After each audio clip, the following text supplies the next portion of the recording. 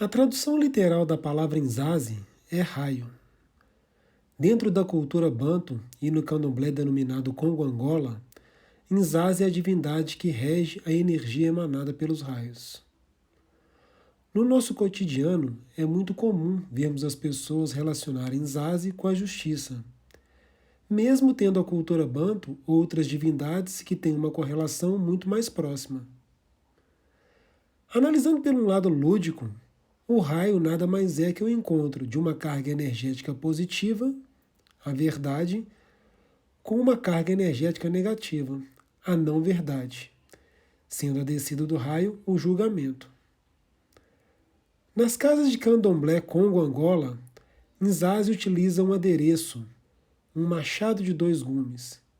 A ele damos o nome de selembe.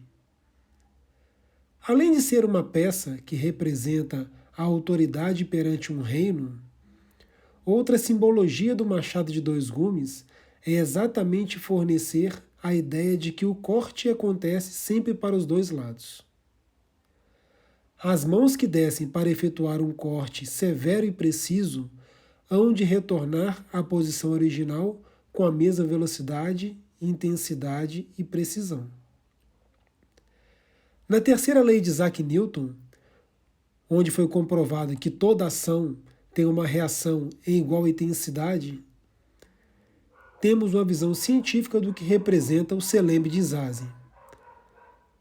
A força e a determinação dessa divindade é tão forte que me recordo de ter crescido ouvindo minha mãe sempre dizer a seguinte frase: nunca peça justiça a Nzazi, sempre peça vitória.